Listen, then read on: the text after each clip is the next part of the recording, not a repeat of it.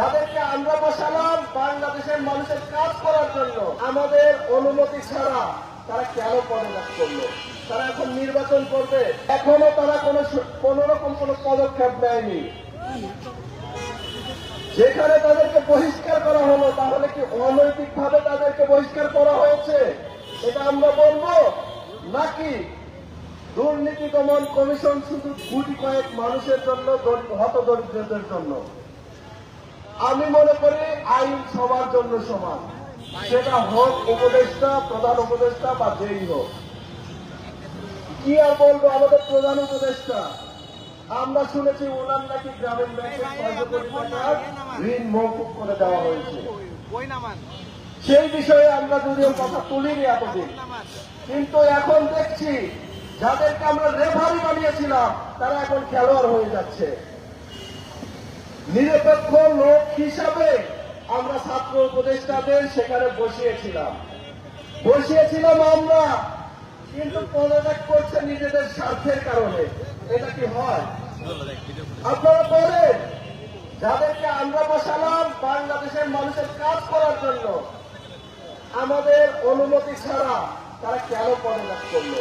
তারা এখন নির্বাচন করবে, মানে আপনি ক্ষমতায় থেকে নিজের ফিল্ড গুছিয়ে নিজেদের মতো একটা নির্বাচন করবেন, মানে যেখানে জিততে পারবেন সেইখানে আপনারা, বা যেখানে আপনি নির্বাচন করবেন সেখানে ব্যাপক পরিমাণ বাজেট দিয়ে আপনি নিজেদেরকে মানে জয়ী করবেন। এটা আসলে মানুষের সাথে এবং জুলাই বিপ্লবের সাথে প্রতারণা। এবং আমি বলতে চাই, নাহিদ ইসলাম পদত্যাগ করেছে অনেক দিন আগে। তার পিএসের নামে এক ধরনের মানে নগদের একটা সমস্যা ছিল, সেই বিষয়ে এখনো সুরাহা করেনি। আসিফ মাহমুদের পিএস মোয়াজ্জেম হোসেনের নামে যে দুর্নীতির অভিযোগ ছিল, সেই অভিযোগের ব্যাপারে এখনো খোলাসা করা হয়নি।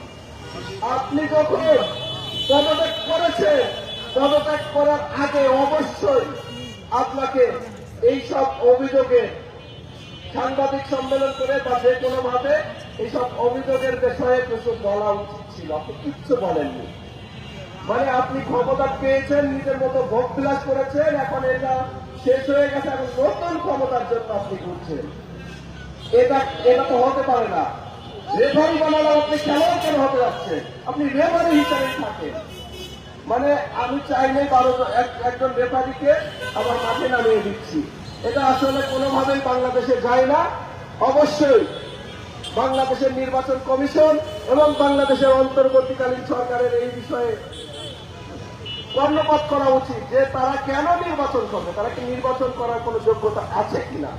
যেহেতু তারা একটা সুস্থ নিরপেক্ষ নির্বাচন দেওয়ার জন্য ক্ষমতা বসেছিল, তারা নির্বাচন করার জন্য ক্ষমতায় বসেনি, তারা নির্বাচন করানোর জন্য ক্ষমতায় বসেছিল। কিন্তু এখন তারা পদত্যাগ করে তারা নিজেই মাঠে নামছে, তারা নিজেই এখন নির্বাচন করবে। এই জন্য এই যে স্বার্থবাদী কাজ, এই কাজ আসলে বাংলাদেশের ছাত্র জনতা মেনে নেবে না। যদিও তারা কিছু ভোট পাবে কি পাবে না, তাদের জামানত থাকবে কি থাকবে না সেই বিষয়ে সন্দেহ আছে, তারপরে আমি মনে করি তাদের নির্বাচন করার ন্যূনতম যোগ্যতা তারা হারিয়ে ফেলেছে। তারা এখন নির্বাচন করতে পারবে না। আপনি যখন ইচ্ছা নির্বাচন করবেন, আবার সরকারেও যাবেন। আরে ভাই, তাহলে তখন আপনি সরকারে কেন গেলেন? আর আপনি কি কাজ করেছেন এই 1.5 বছরে? সেই ফিরিস্তি কি মানুষের সামনে তুলে ধরেছে? আপনার কাজের ফিরিস্তি না তুলে ধরে আপনি নির্বাচনের জন্য কেন যাচ্ছেন?